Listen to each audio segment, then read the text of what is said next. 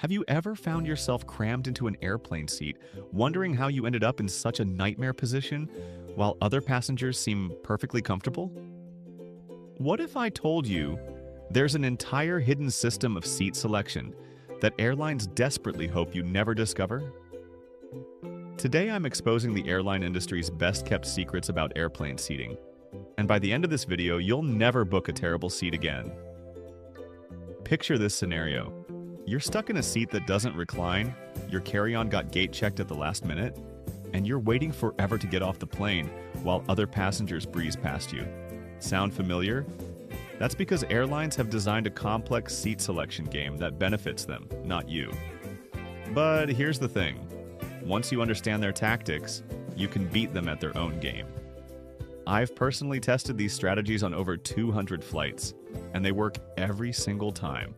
Before we dive into these game-changing revelations, hit that like button to help other smart travelers discover these insider tips. Now let's expose what the airlines don't want you to know. The first major trap airlines set is the back row disaster zone. Airlines constantly try to fill these seats because they know something you don't. They're engineered to make your flight miserable. When did you last see an experienced traveler voluntarily choose the very last row? There's a reason for that avoidance. That non-reclining seat isn't just uncomfortable, it becomes a genuine health issue on longer flights. Your spine remains locked in an upright position for hours, creating muscle tension and stiffness that can persist for days after you land. Yet you're paying identical prices to passengers just 3 rows ahead who can actually lean back and rest properly. The bathroom situation creates constant disruption. Every passenger from the front and middle sections trudges past your seat throughout the flight. You'll experience endless odors, noise, and people bumping into your seat. Flight attendants have shared stories of last row passengers getting hit by bathroom doors opening multiple times during a single flight. Here's a professional tip that changes everything.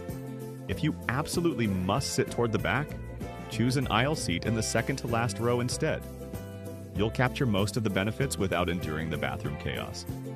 Now let's talk about the exit row illusion that's costing travelers serious money. Airlines market these seats as premium experiences with extra legroom, but they're hiding crucial disadvantages. First, you're essentially paying extra to become an unpaid flight crew member, with real legal responsibilities during emergencies. The storage situation becomes problematic immediately. All your personal items, medications, and snacks must go in overhead bins since under-seat storage completely disappears. I learned this lesson painfully on a Denver flight where I paid $45 extra for legroom, then had to gate check my carry-on because bin space was gone. That premium seat cost me an additional hour at baggage claim and nearly caused me to miss my connection. Temperature control presents another hidden challenge. Those emergency exits aren't perfectly sealed, and at 35,000 feet, you're sitting next to a barely insulated wall with outside temperatures reaching minus 70 degrees Fahrenheit.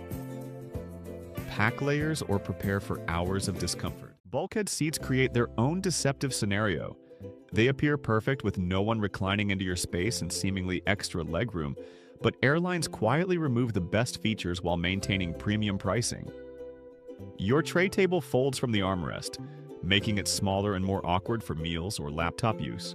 The fixed armrest locks you into a narrower space than regular economy seats. The entertainment screen built into that armrest sits at an uncomfortable angle that guarantees neck strain on flights longer than 2 hours. Like exit rows, everything goes overhead with no under-seat storage available. However, if you're traveling light and prioritize legroom over convenience, bulkhead seats can work. Just understand exactly what you're sacrificing. Middle seats deserve special attention because everyone assumes they're universally terrible. While they're generally awful, there's one specific scenario where they become strategically brilliant. You're fighting for armrest territory with strangers, have zero personal space, and must disturb someone every time you need aisle access. Worse yet, middle seat passengers experience the poorest air circulation, increasing illness risk from fellow travelers. The Wilma boarding system creates a massive trap for aisle seat preferences. This window middle aisle boarding sounds efficient but forces expensive upgrades. Aisle seat passengers who prefer early boarding and secure bin space now board dead last. By the time you reach the plane, every bin is packed and you're facing gate checks for items you've carried on for years. Here's the workaround airlines hate. Book a window or middle seat initially, then politely request to switch with an aisle passenger after you're seated and have secured bin space. Most people happily trade up to a window view while you get the aisle access you wanted. There's a secret sweet spot airlines hide from travelers. Instead of first class or economy extremes, rows 6 through 9 on most narrow-body aircraft deliver 80% of the premium experience at economy prices. You're close enough to the front for early boarding and quick deplaning, but far enough back to avoid chaos from families with young children who cluster in front rows. The ride quality improves significantly in this zone. You're positioned over or just behind the wing, which represents the aircraft's center of gravity. This means less turbulence, reduced motion sickness, and better sleep quality. However, avoid rows 10 through 15 completely. Airlines typically place their most problematic passengers there, including those who couldn't get seats together and last-minute bookers who didn't pay for seat selection. After analyzing thousands of seat maps and flight configurations, I've discovered the ultimate seat type that airlines desperately don't want you to find: the single center aisle seat on wide-body aircraft. This becomes your golden ticket to comfort. You get complete mobility benefits without constantly standing for seatmates. You're positioned mid-cabin for optimal service and minimal turbulence. When Wilma boarding happens, you're technically in the aisle category, but without any disadvantages. The secret to securing this seat requires precise timing. Set an alarm for exactly 24 hours before your flight when online check-in opens.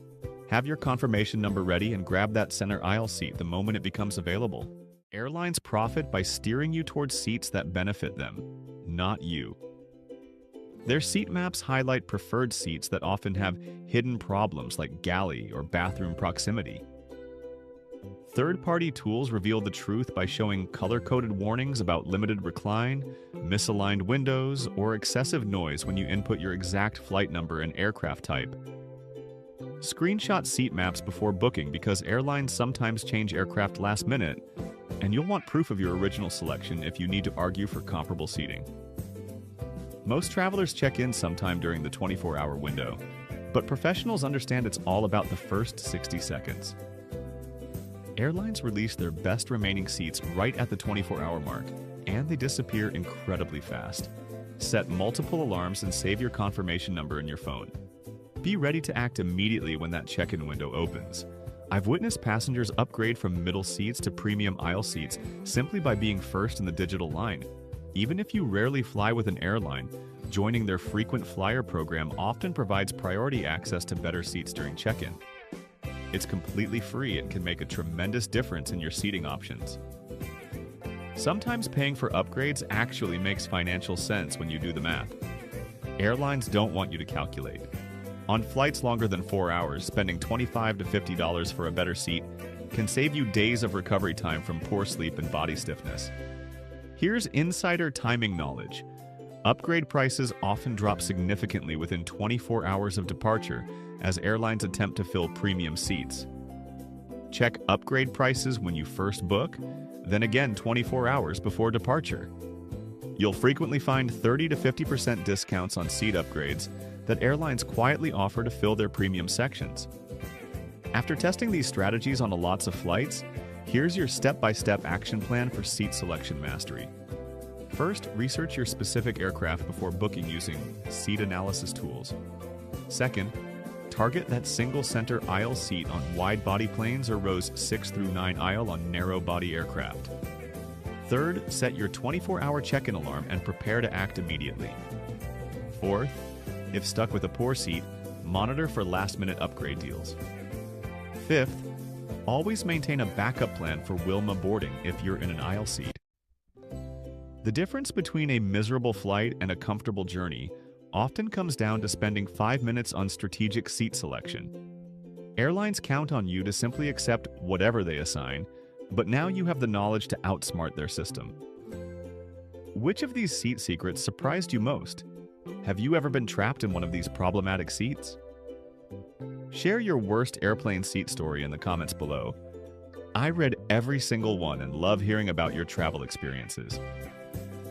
If this video helped you become a smarter traveler, smash that like button and subscribe to Fly Smart Now for more insider travel tips that airlines don't want you to discover.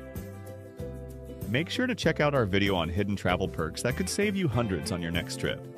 Thanks for watching, and safe travels.